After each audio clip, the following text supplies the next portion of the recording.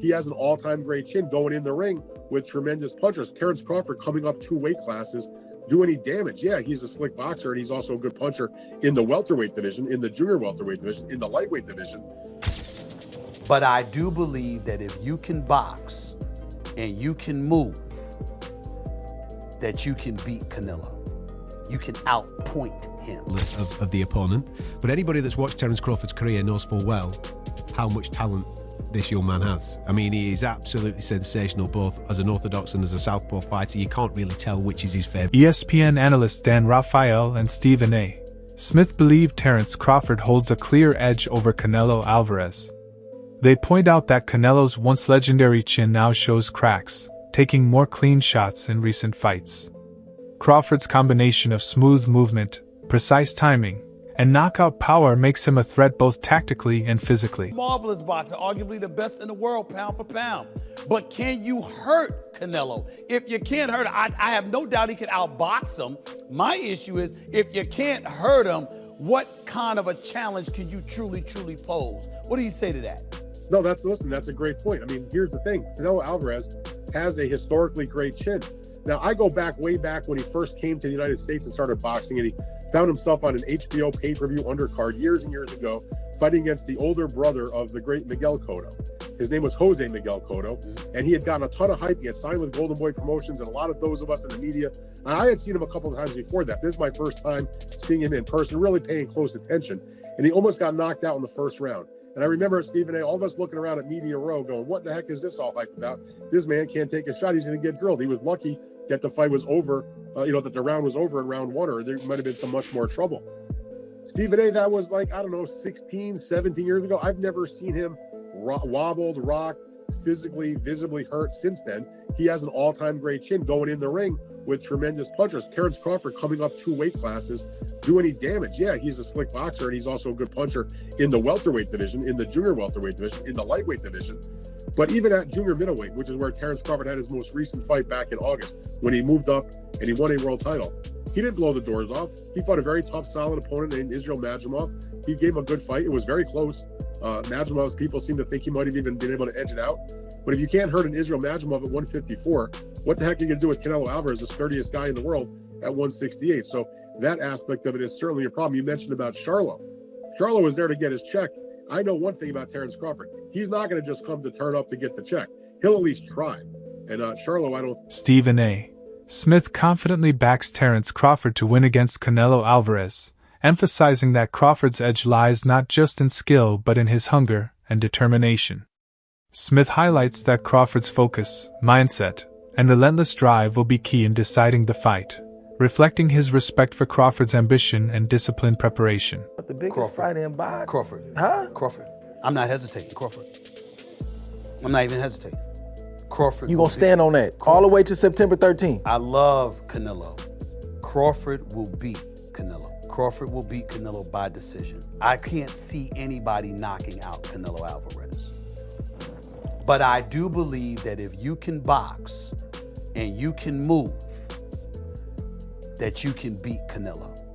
You can outpoint him. That's right. When I think about Canelo, one of the things that I don't like about Canelo, despite his greatness, and a neck as wide as Broadway, for crying out loud. Right. It's like almost every shot has to be a power shot. It's a power shot, yeah. That's not beating Crawford. I will confess, I think Gervonta Davis's trainer, Cal, I think he said this. He said Crawford could find himself in trouble if he decides to engage with Canelo, because Canelo is the naturally bigger, strong fighter. And I don't care that Crawford's gotten bigger, and I don't care that Crawford's gonna go in there just as big as Canelo. Canelo is accustomed to fighting at the weight, and Crawford is not. And Canelo is a genius in this regard. You don't see him show up for fights not ready. He's always ready. Always prepared. He's always ready. He's always prepared. So I think he's the slower fighter, though. And I think that Crawford is brilliant as a boxer. And I think that between switching to conventional and southpaw, using his jab and movement, I think that Crawford is going to outpoint Canelo. Teddy Atlas strengthens Crawford's case by emphasizing that skill outweighs size in boxing. He argues that factors like weight or reach cannot match mastery of technique. Atlas highlights that Crawford's style, defined by precision, timing, and adaptability, has far greater influence than raw physical strength. From his perspective, Canelo's power and bulk matter less against a fighter who can outthink and dismantle opponents through technical excellence. Atlas's view reinforces the idea that true mastery of the sport can overcome physical disadvantages and decisively shape the outcome of key matchups. 168 pounds. Canelo's really good. But I think Crawford is special. I know he hasn't fought the resume everyone wants, but you have that or you don't have that ingredient. I think he has it. Canelo's really good. He's tremendous. But could he be a tiny bit overrated? The greatness is within Crawford. It's in his desire. It's in his mind. It's in his makeup, where he came from. I know he's moving up in weight class. Can he carry it? But those intangibles, I believe. Al Bernstein highlights another crucial aspect of Crawford's skill: unpredictability. He explains that Crawford doesn't rely on a fixed approach but adapts dynamically during fights, making it hard for opponents to anticipate his moves. Against a fighter like Canelo, who relies on timing and counters, this unpredictability is a major challenge. Bernstein also notes that Crawford's ability to switch between orthodox and southpaw stances adds complexity, making it even harder for Canelo to read his attacks and leaving him vulnerable to unexpected combinations. Say Crawford, I'm guessing, because that's a big part of how he's won, and everybody feels that and rightfully so, that the way he's figured out, he's constantly changing from lefty to righty. He's a person that alters his attack. Sometimes he's a boxer, sometimes he's walking people down. Canelo's style is more the same in most fights. He is a counterpuncher who's waiting for you to make your move so he can counterpunch you. Then when he has you in trouble, he's willing to move forward. His attack is a pretty straightforward one. On the face of it, you might say Crawford, but I think the thing about Canelo Alvarez is that he has seen every style that you can see. Gareth A. Davies highlights Terence Crawford's extensive experience, noting over 15 years in professional boxing. This longevity has sharpened his instincts, boosted his ring IQ, and allowed him to stay composed under pressure. Davies points out that Crawford's skill is proven, with a record of consistent success against elite opponents. He has faced a wide range of styles, from power punchers to slick movers and tough veterans, and adapted to each challenge. This blend of adaptability, patience, and technical mastery cements Crawford as one of the most complete fighters of his generation.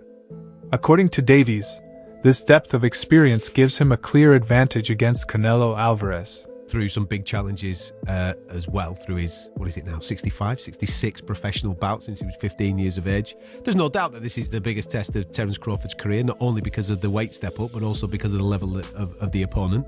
But anybody that's watched Terence Crawford's career knows full well how much talent this young man has. He is absolutely sensational, both as an orthodox and as a southpaw fighter. You can't really tell which is his favoured side. He's that good, the angles that he creates, and the way that he not only dissects people, but the way that he puts his foot down when he gets somebody hurt is he's spiteful. He's truly, truly impressive. But what he also does, and this is where I think people are making the mistake with the fight with Israel Madrimov last summer in Los Angeles, was that Terence doesn't mind doing enough to win.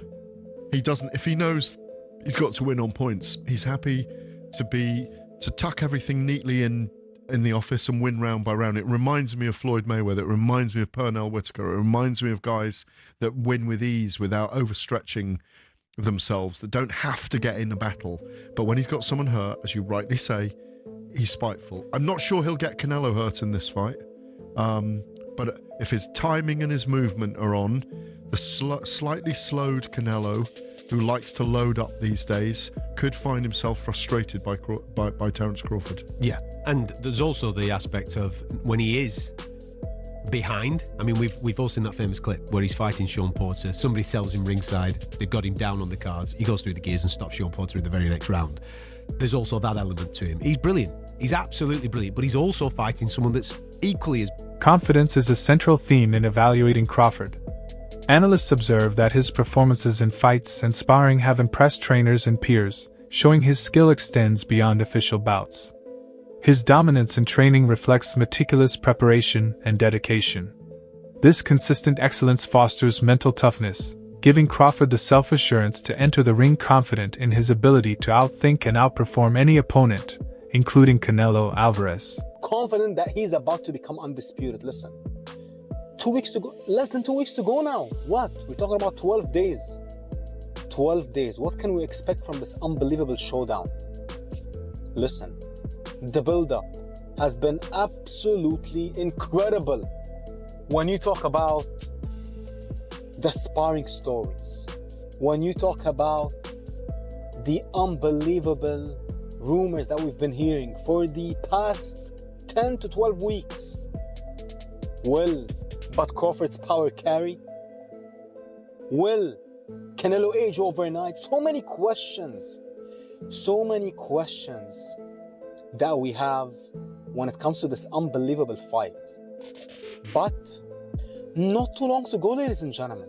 We are about to find out the truth. We are about to find out who's truly the greatest of this era. And let me tell you this. I said this in most of my videos so far.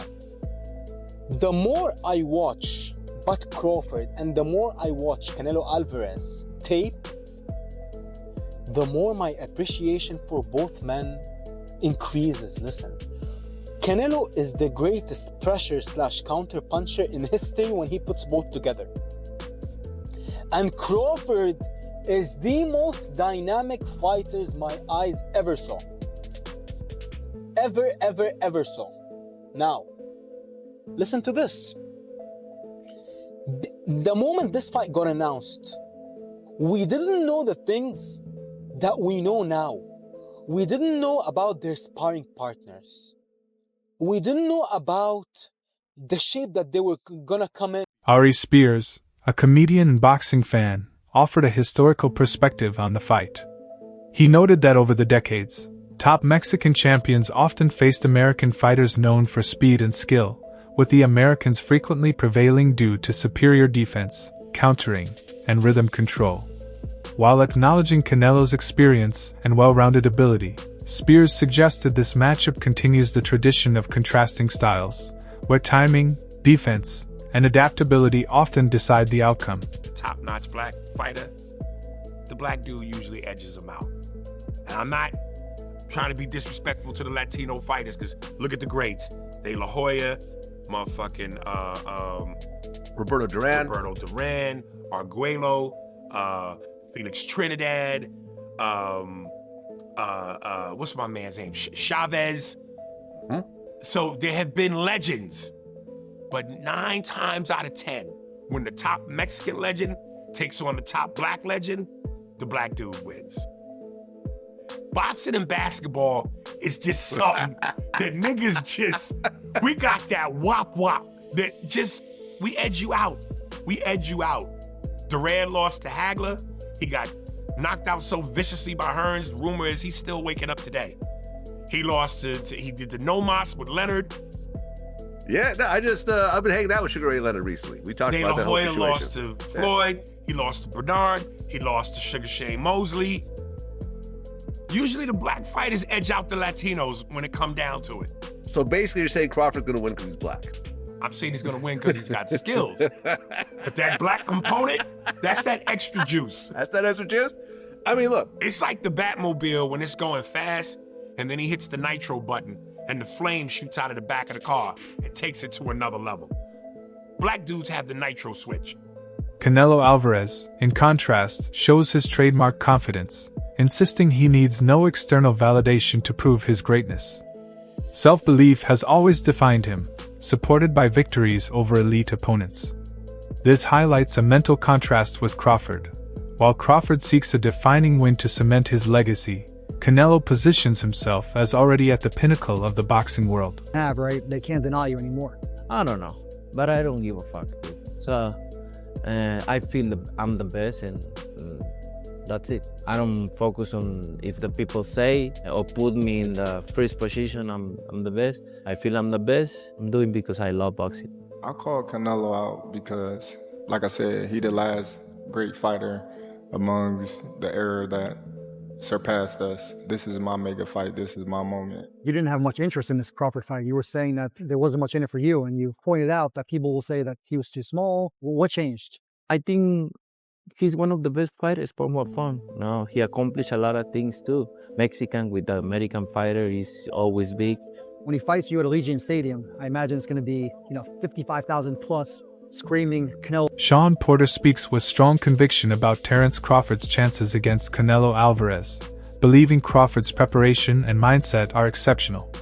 He notes that Crawford will enter with a tailored game plan to counter Canelo's style, relying on his speed, precise timing, and disciplined execution. Porter envisions a performance so complete it could redefine expectations and solidify Crawford's legacy with a decisive victory.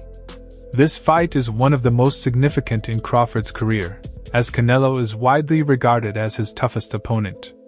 For Canelo, the stakes are equally high. A loss to the naturally smaller Crawford could impact his legacy, making victory crucial to maintaining his status among boxing's all-time greats. And he gave a resounding yeah. A resounding yeah. He said it would massively tarnish Canelo's legacy. And some of the things that he said were just basically things that most of us know, just some register and make sure that other people know and others don't, right? But it would tarnish his legacy, and for the obvious reasons. One is, we know that the guy's older. Crawford's older. He's going to be 38 years old here, right? So he's an older fighter. He's an active fighter, right? And most of the time, these are things that, make people say that people are going to lose. Man, he's inactive. So he's pretty inactive, hasn't fought in a year, hasn't fought more than once a year in 3 to 4 years, maybe even 5 years.